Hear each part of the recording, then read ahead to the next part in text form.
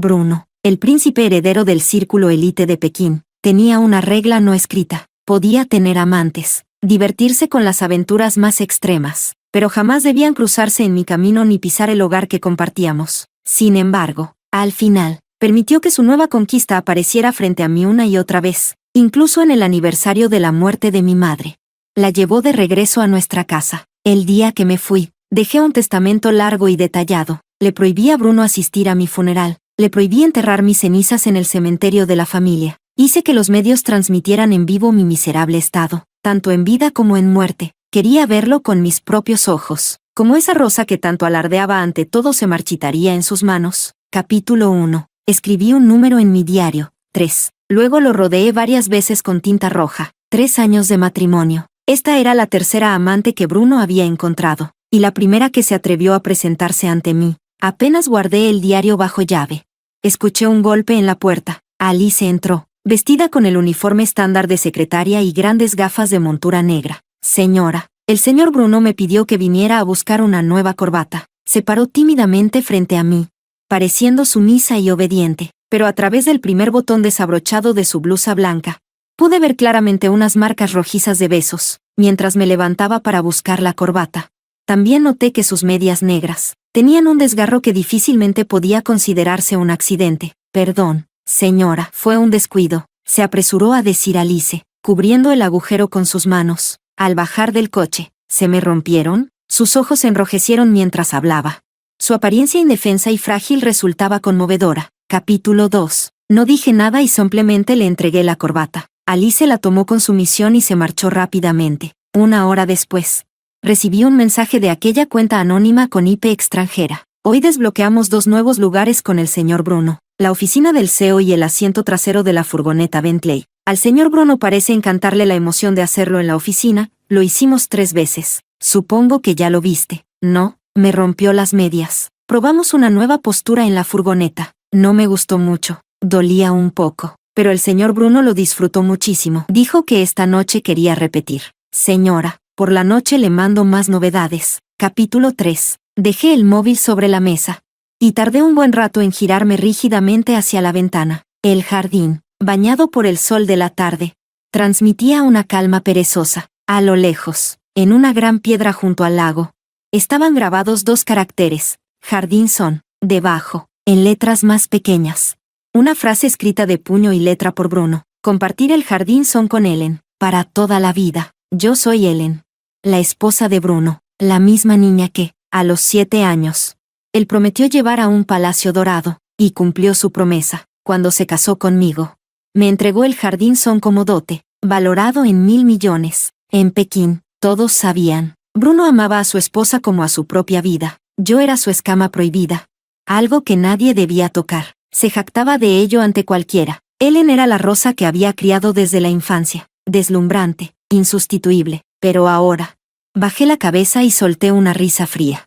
Mientras me limpiaba las lágrimas ya heladas, me levanté y fui al baño. Tras desnudarme, registré cuidadosamente cada lunar de mi cuerpo. El pequeño hoyuelo en la parte baja de la espalda, y el lunar rojo detrás de la nuca. Luego envié un correo electrónico. La respuesta llegó enseguida. Señora, estamos completando los archivos según la información proporcionada. Por favor, tenga paciencia. Los correos se autodestruían después de ser leídos. Me di una ducha. Tomé una breve siesta.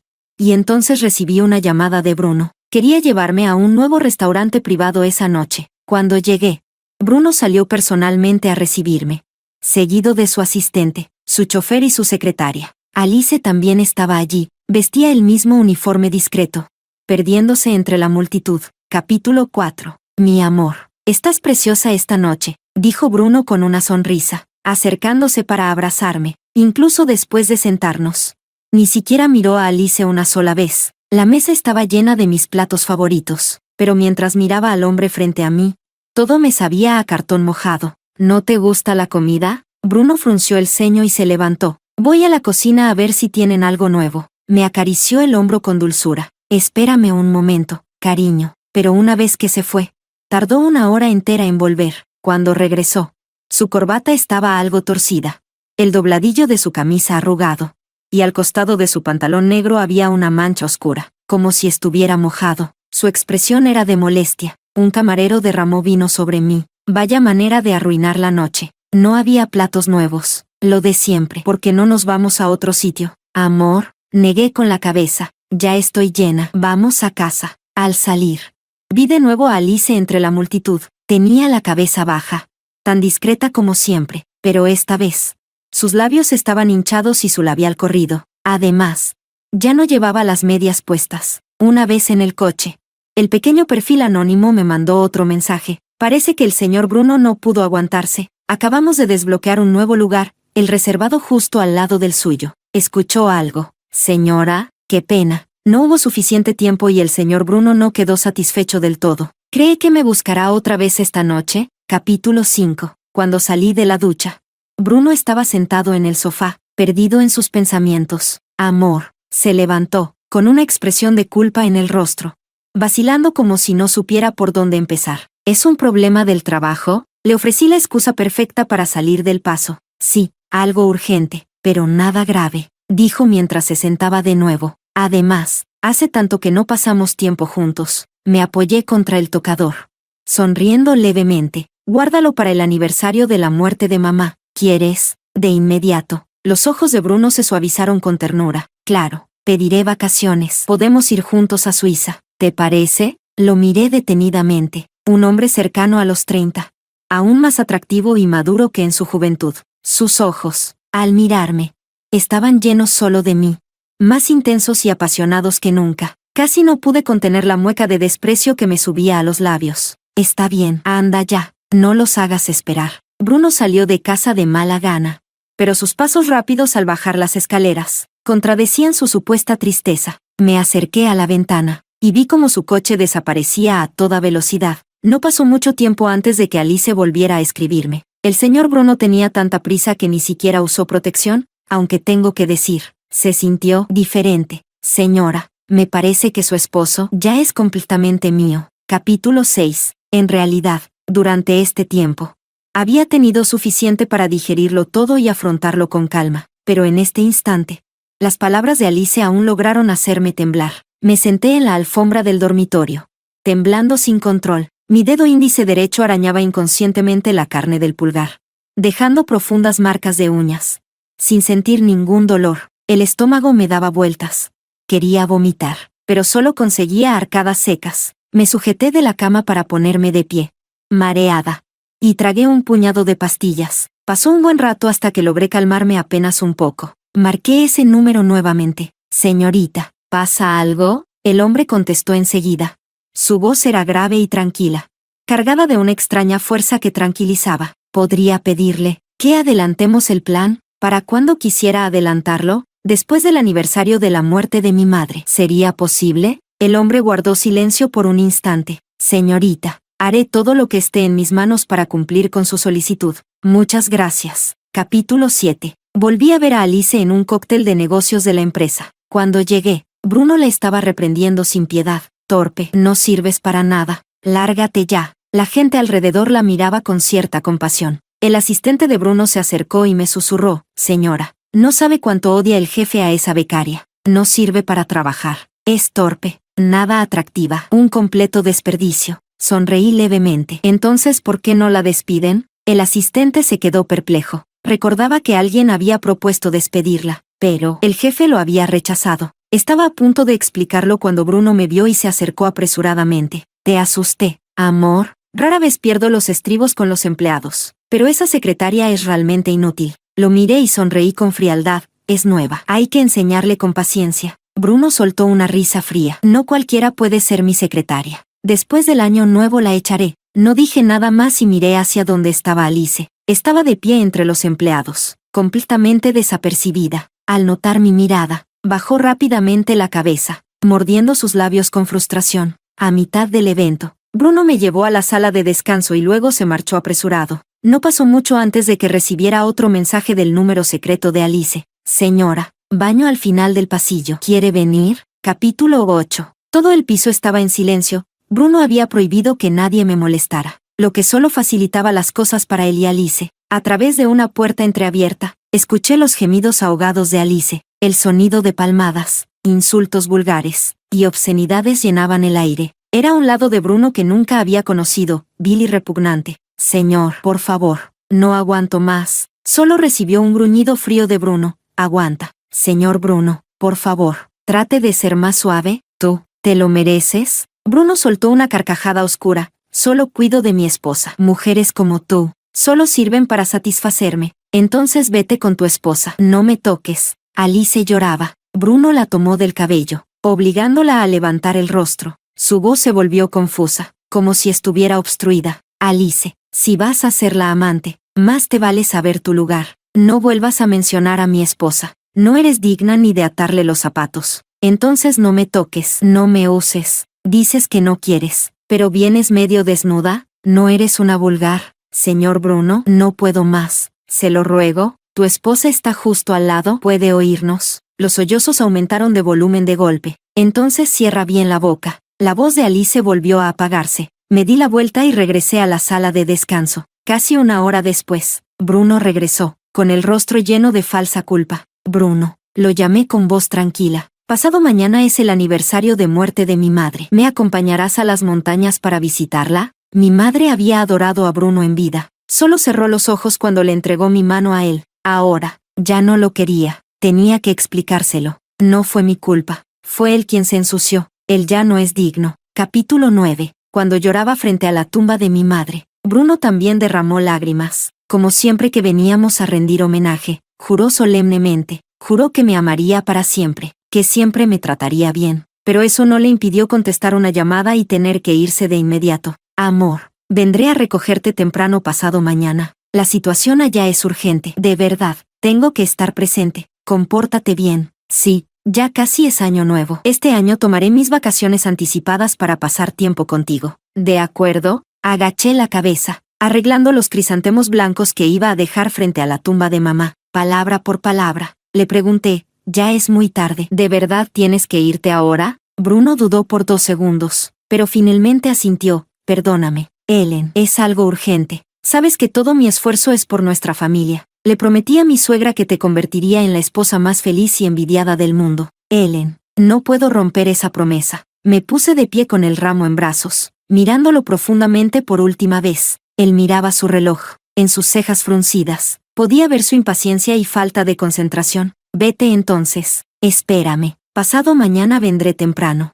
Se acercó y me abrazó con fuerza. Antes de que pudiera apartarlo, ya se había dado la vuelta y se fue apresurado. A la 1 de la madrugada, recibí un mensaje del número secreto de Alice. Esta vez era una foto. La piedra grabada en Soundgarden, la residencia principal donde estaba nuestro hogar conyugal, el dormitorio principal que ocupaba todo el segundo piso, y la foto de bodas de Bruno y mía colgada sobre la cama. Mi almohada estaba tirada en el suelo. Bruno dormía con su mano descansando sobre el pecho de ella. Vaya, el tan famoso Soundgarden tampoco era para tanto. Ya estoy dentro de Soundgarden. ¿Cuántas reglas más romperá el señor Bruno por mí? Yo seguía sin responder. Entonces, mi teléfono sonó. La voz del hombre al otro lado de la línea era tranquila y profunda. Señorita, todo está listo. Puede dejar Pekín para siempre. Capítulo 10. Bruno ordenó al mayordomo que reuniera a todos los sirvientes de Soundgarden. La señora regresa mañana. Todo lo que haya pasado estos 2 días, entiérrenlo en su estómago. Llevan 4 años trabajando aquí. Deberían saber cuánto amo a Ellen. Así que no quiero que algún error cometido bajo los efectos del alcohol arruine nuestra relación. Nadie se atrevió a replicar y todos asintieron rápidamente. Solo entonces Bruno se dio por satisfecho y los despidió con un gesto.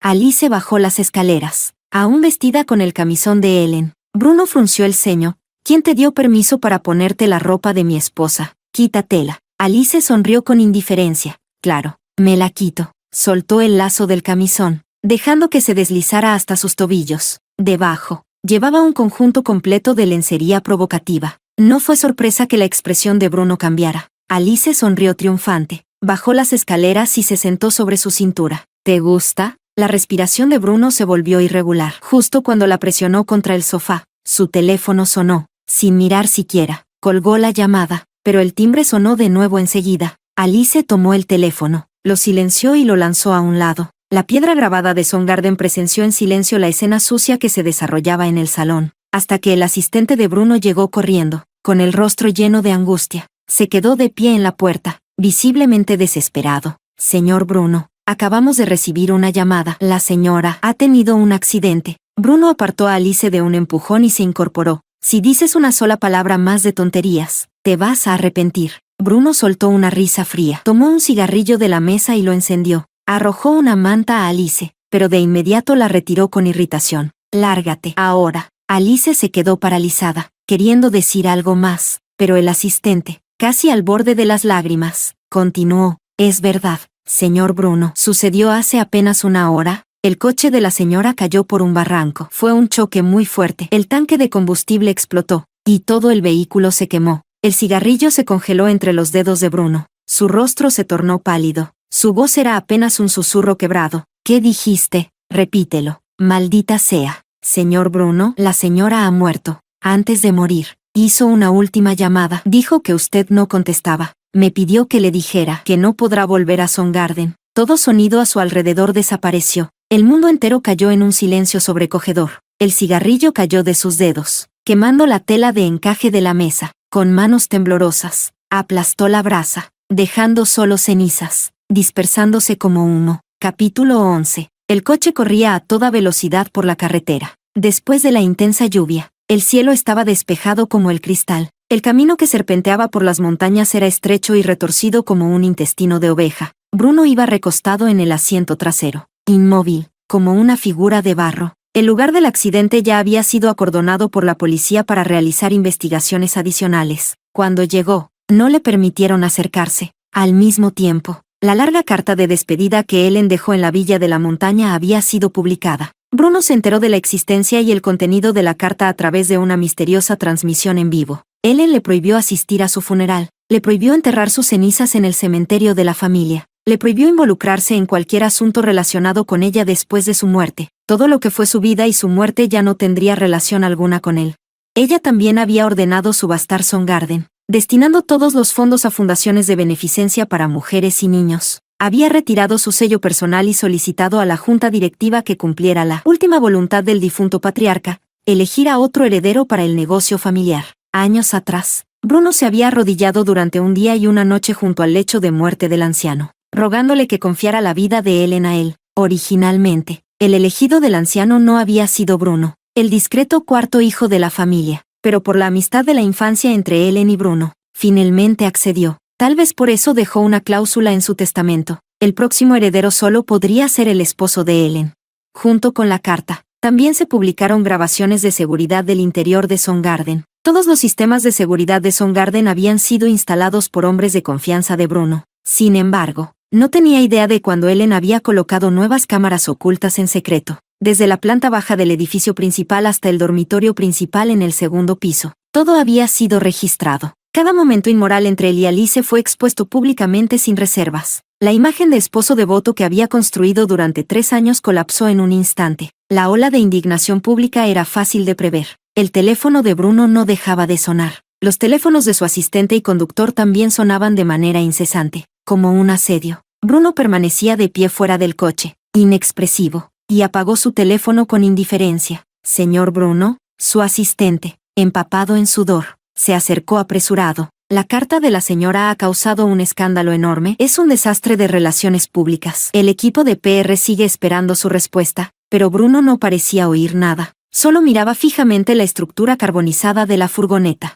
hasta que los rescatistas sacaron el cadáver. Entonces sus párpados apenas temblaron. Sin pensarlo, cruzó corriendo el cordón policial, lanzándose directamente hacia la camilla. La escena se volvió caótica. Varios policías se interpusieron para impedir que se acercara. Quiero ver el cuerpo de mi esposa con mis propios ojos. Bruno, con los ojos inyectados en sangre, agarró con fuerza los brazos del oficial frente a él, negándose a retroceder ni un centímetro. Capítulo 12. Pero al final, no pudo ver mi cuerpo con sus propios ojos. En mi testamento, había dejado claro, en vida o en muerte, no volveríamos a encontrarnos. Aún así, Bruno hizo todo lo posible por obtener el informe de mi autopsia. Decía que era mi esposo, el único hombre en mi vida, que conocía cada centímetro de mi cuerpo, cada pequeño detalle, mejor que nadie en el mundo. Al principio, logró mantenerse sereno, pero cuando vio las fotos, mi cadáver desfigurado y carbonizado, y reconoció la marca de nacimiento roja en la nuca, el pequeño hoyuelo en la parte baja de mi espalda, la cicatriz en forma de media luna en mi dedo índice izquierdo, y hasta el diminuto lunar sobre mi corazón. Las emociones de Bruno finalmente se derrumbaron por completo. Al mismo tiempo, en la enorme pantalla frente a él, la transmisión en vivo de Las últimas 24 horas de Ellen seguía en curso. Se reveló que el motivo de mi accidente automovilístico fueron los mensajes incesantes de acoso enviados por Alice. Quise volver a Pekín para encontrarlo, para exigirle una explicación. Por eso conduje sola. Por eso perdí la concentración y, en un momento de distracción, rompí la barrera de seguridad y caí por el barranco. Al caer, el coche no explotó de inmediato. Recobré el sentido brevemente y lo primero que hice fue llamarlo, pero no respondió, porque en ese mismo instante, él y Alice estaban ocupados en la sala del primer piso. Más tarde, el coche explotó, atrapada dentro. Morí en medio del fuego y las llamas. Las grabaciones de las cámaras de seguridad mostraban claramente las fechas y horas. Coincidiendo perfectamente con el momento del accidente, la transmisión se volvió viral. La indignación pública estalló. Era ya pasada la medianoche, pero la sede del grupo estaba completamente rodeada por una multitud furiosa. Y frente a Song Garden, también comenzaba a crecer el clamor popular. Alguien publicó entonces los actos de caridad que había realizado en secreto durante los últimos 10 años. Cada año donaba millones para rescatar mujeres y niños perdidos. Trabajaba personalmente con organizaciones civiles, ayudando a 6 niños secuestrados a reunirse con sus familias. Patrociné la educación de 300 niños de aldeas pobres, ininterrumpidamente durante 8 años. En la pantalla, se reproducían imágenes tomadas en secreto por voluntarios y beneficiarios, sin vestidos lujosos, sin maquillaje excesivo, solo esfuerzo sincero, dedicación y sonrisas genuinas. Rodeada de niños, sonreía con ternura y calidez, y en un contraste brutal, el coche destruido, hecho cenizas al pie de la montaña, mi cuerpo destrozado y medio carbonizado, mostrado sin censura.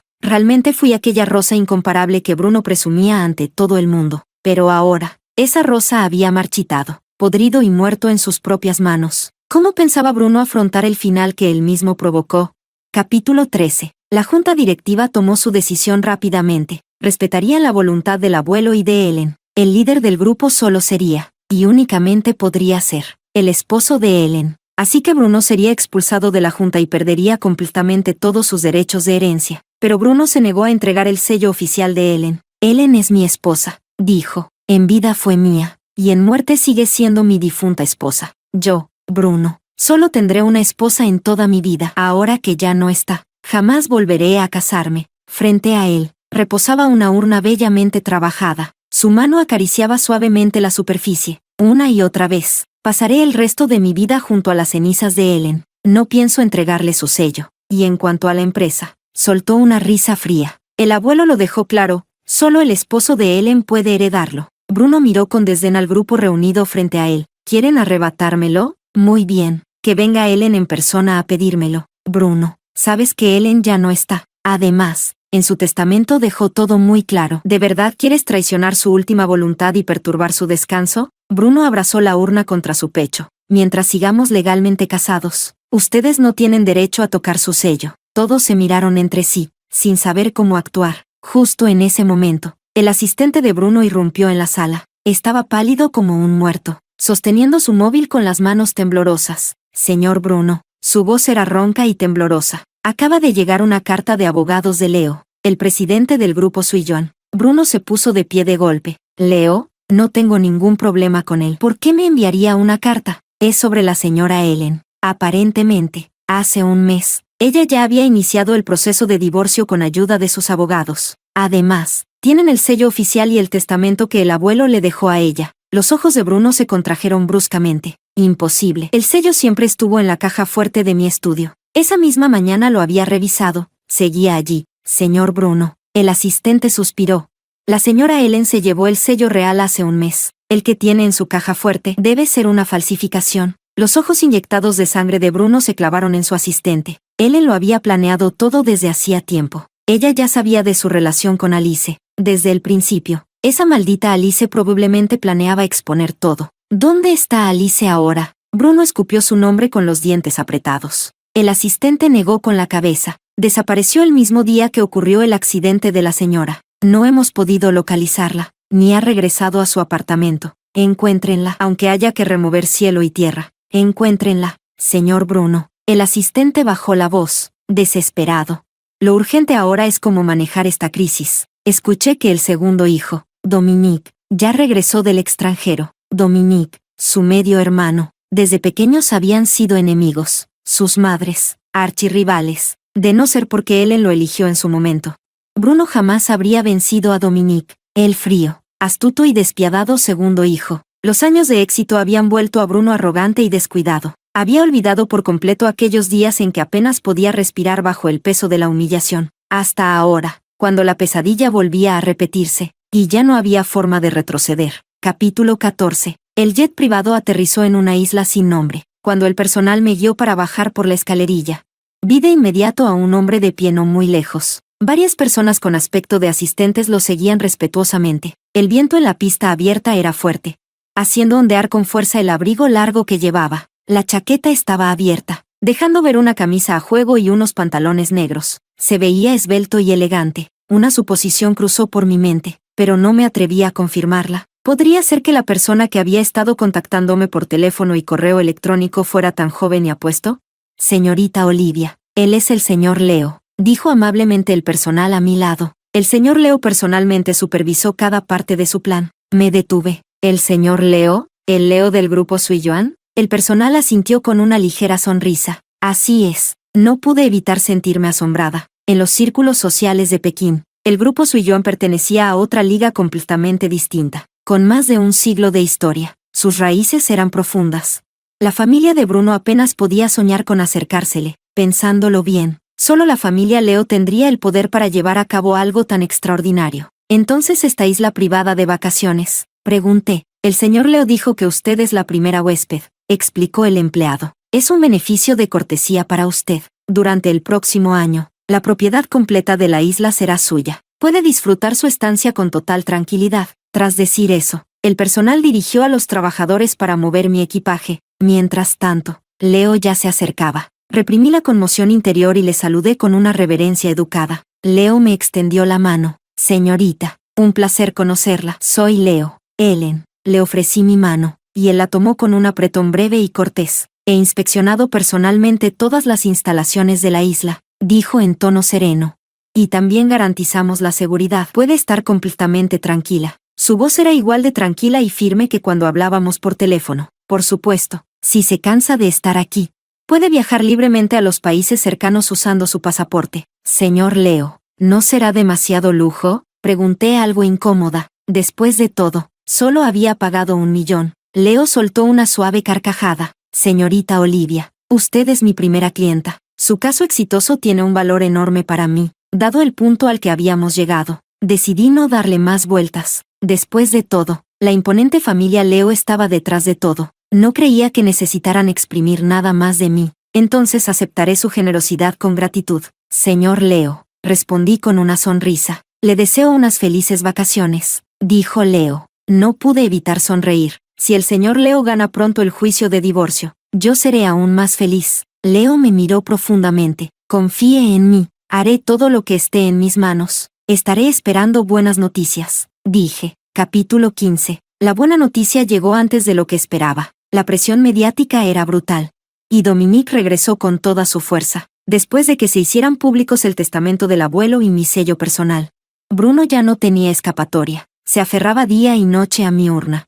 Probablemente todavía intentando mantener su imagen de esposo devoto, esperando rescatar algo de compasión pública. Pero, lamentablemente, Alice reapareció. Ella filtró una serie de grabaciones. La mayoría eran confesiones de Bruno. Borracho. ¿No he hecho ya lo suficiente? Mira a todo Pekín. ¿Qué otro joven ama a su esposa como yo? En 3 años de matrimonio, solo he tenido 3 amantes. Y esas mujeres no son nada. Solo desahogos momentáneos. Ninguna se atrevió, ni se le permitió, acercarse a mi esposa o hacerla infeliz. Alice, tú incluida, te lo digo. Todas ustedes juntas no valen ni un solo cabello de mi esposa. Alice preguntó, si tanto la amas, ¿por qué te acuestas conmigo? Bruno respondió, porque a ti puedo hacerte cosas que jamás podría hacerle a ella. Porque no puedo mancillarla de esa manera. Porque no soporto verla rebajarse a complacerme como tú lo haces. Una esposa se respeta y se ama. Tú solo eres una herramienta para desahogarme. ¿Con qué cara te comparas con ella? ¡Qué devoción, tan conmovedora!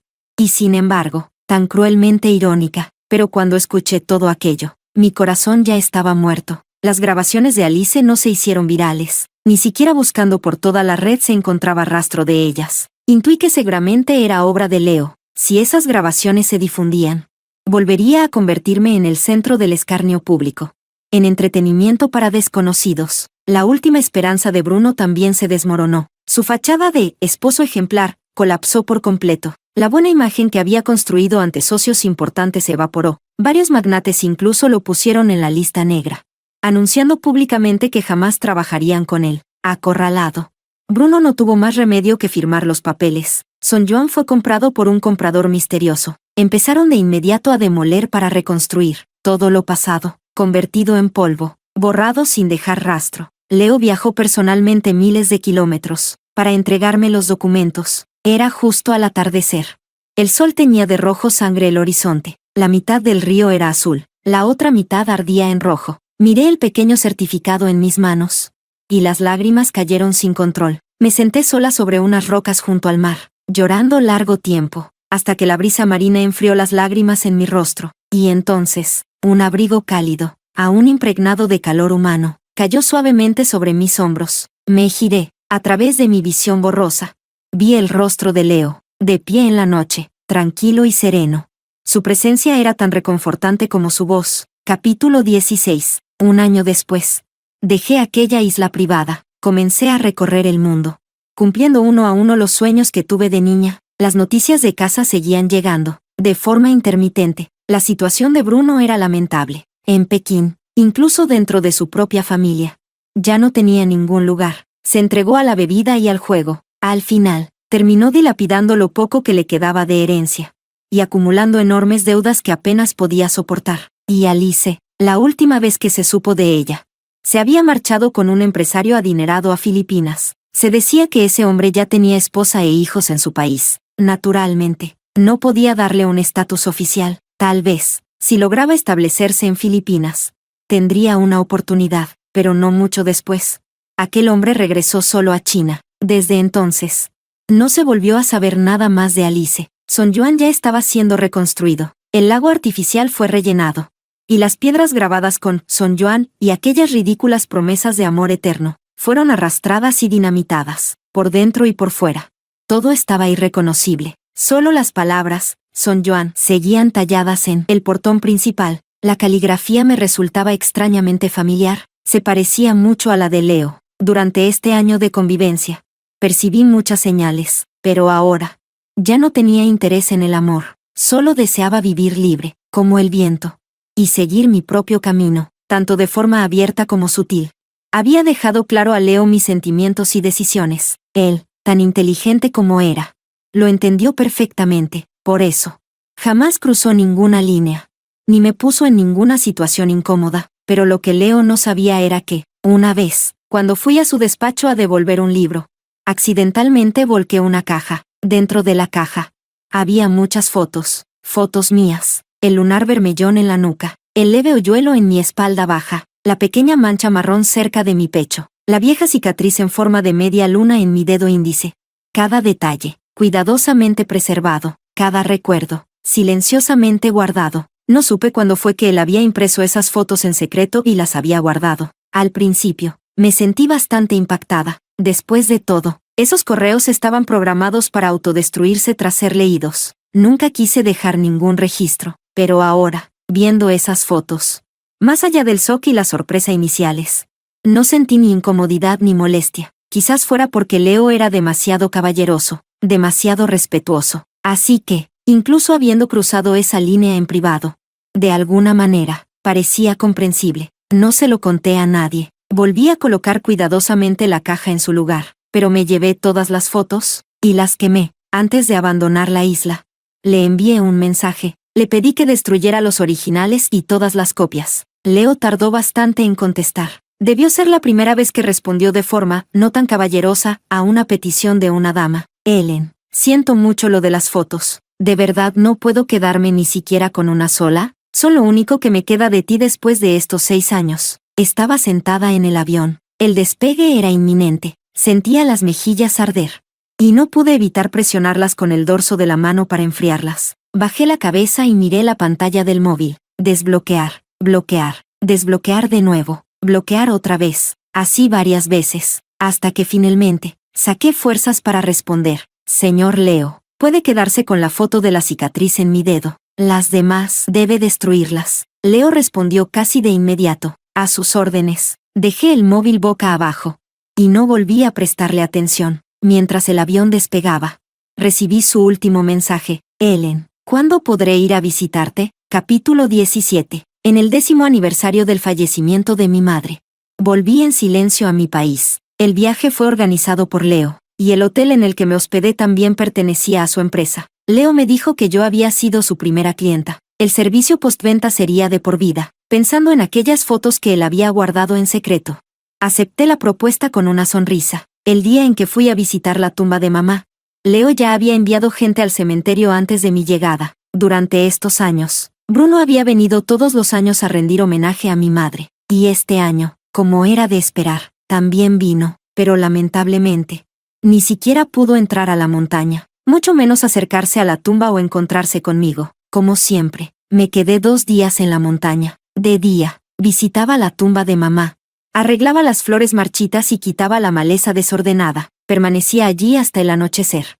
Y luego regresaba caminando sola. Durante esos 2 días, reflexioné sobre muchas cosas, y mi corazón estaba más en paz que nunca. La vida de una persona está hecha de innumerables elecciones. Yo pagué un precio doloroso por las decisiones que tomé de joven, pero también obtuve una nueva vida. No soy santa ni diosa. No puedo prever si cada elección será la correcta, pero al menos, actúo sin remordimientos. El día que me fui, limpié por última vez la foto de mamá. Ella sonreía con tanta ternura y cariño, que incluso el viento parecía volverse más suave. Me puse de pie, me di la vuelta, y vi a Leo. Durante todos estos años de viajes errantes, él me había preguntado muchas veces por llamadas o correos: Ellen, ¿puedo ir a verte? Pero siempre lo rechacé. Solo mucho tiempo después supe que él siempre había seguido mis pasos, visitando cada país, cada ciudad donde yo había estado, sin que yo lo supiera, sin perturbarme. ¿Piensas quedarte un tiempo en el país? Negué con la cabeza.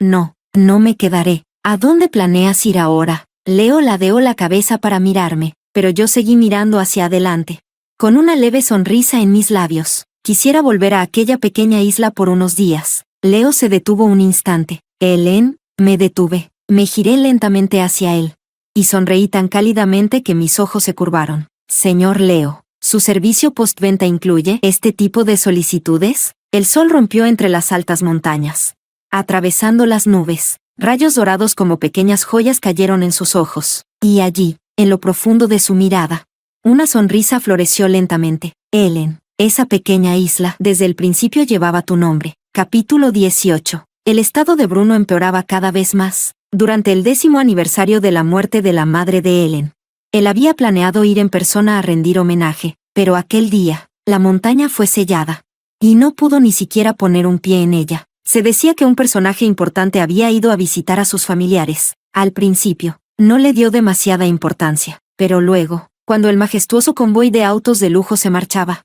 le pareció ver a Ellen. El convoy se detuvo al pie de la montaña durante más de 10 minutos. Bruno primero solo vio al discreto y misterioso heredero, Leo, no mucho después de que Leo bajara del coche.